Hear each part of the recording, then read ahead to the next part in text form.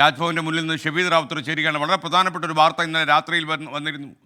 സർക്കാർ ഗവർണർ പോരിനിടെ ലോകായുക്ത നിയമ ഭേദഗതിക്ക് രാഷ്ട്രപതി അംഗീകാരം നൽകിയെന്ന വാർത്തയായിരുന്നു ഇന്നലെ രാത്രി വന്നത്. ലോകായുക്ത ഉത്തരവ് സർക്കാരിന് ഇനി തിരുത്താം. ഗവർണർ ഒപ്പിടാതെ തടഞ്ഞുവെച്ച ശേഷം രാഷ്ട്രപതിക്ക് അദ്ദേഹം അയക്കുകയായിരുന്നു 7 ബില്ലുകൾക്കൊപ്പം ഇതും. എന്നാൽ രാഷ്ട്രപതി ഈ ബില്ല് ഒപ്പിട്ടതോടെ ഇത് ഉത്തരവായി മാറും. ഇനി ഗവർണർക്ക് ഒപ്പിടുകയേ മാർഗമുള്ളൂ. ഷബീദ് റാവുത്തർ വിശദാംശങ്ങളുമായി നമുക്കൊപ്പം ചേരുന്നു.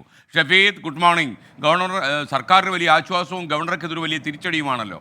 പറയൂ വിവരങ്ങൾ.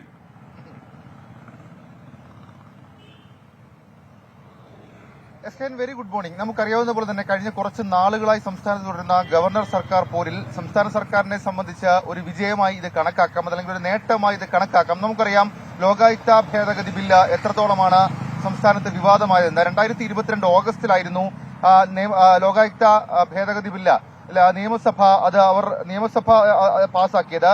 ലോകായുക്തയുടെ അധികാരങ്ങൾ വെട്ടിക്കുറയ്ക്കുന്നതാണ് എന്നുള്ള കുറ്റപ്പെടുത്തൽ അന്നേ ഉണ്ടായി. മാത്രമല്ല മുഖ്യമന്ത്രിയുടെ ദുരിതാശ്വാസ ദുർവിനിയോഗ കേസ് അതിന് മുന്നോടിയായിട്ടാണ് ഇങ്ങനൊരു നീക്കം എന്നുള്ള ആക്ഷേപം പോലും ഉണ്ടായി. മാത്രമല്ല ലോകായുക്തയുടെ അധികാരപരിധി വെട്ടിക്കുറയ്ക്കുന്ന ഭരണഘടനാപര വിരുദ്ധമായിട്ടുള്ള ബില്ല് എന്നുള്ള കാര്യം ചൂണ്ടിക്കാണിച്ചുകൊണ്ടാണ് ഗവർണർ ആരിഫ് മുഹമ്മദ് ഖാൻ ഈ ബില്ലിനെ സമീപിച്ചതും പിന്നാലെ ഈ ബില്ലുമായി ബന്ധപ്പെട്ട് പിടിച്ചുവെക്കുകയും ചെയ്തത്. തുടർന്ന് സംസ്ഥാന സർക്കാർ സുപ്രീം കോടതിയിൽ പോകുന്ന സാഹചര്യമുണ്ടായി. സുപ്രീം കോടതിയിൽ നിന്ന് ചില വിമർശനങ്ങൾ ഗവർണർക്കെതിരെ ഉയരുകയും ചെയ്തു. ഇതിന് പിന്നാലെയാണ് 7 ബില്ലുകൾ 2023 നവംബറിൽ ഗവർണർ ആരിഫ് മുഹമ്മദ് ഖാൻ രാഷ്ട്രപതിക്ക് വിട്ടത്. എന്നാൽ ലോക്പാൽ ബില്ലിന് സമാനം എന്നുള്ള നിയമോപദേശത്തിന്റെ അടിസ്ഥാനത്തിലാണ് രാഷ്ട്രപതി ഭവൻ ഈ ബില്ലിന് ഇപ്പോൾ അനുമതി നൽകിയിട്ടുള്ളത്.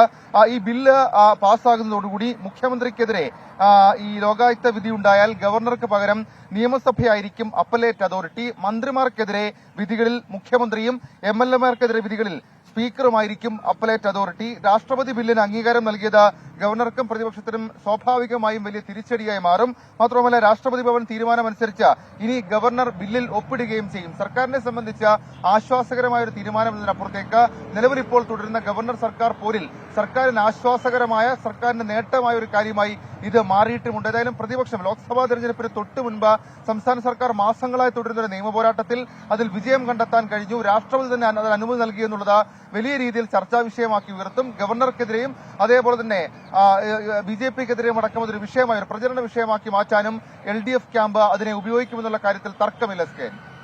Okay, thank you. ഷബീദ് റാവുത്തറാണ് വിവരങ്ങൾ നൽകിയത്.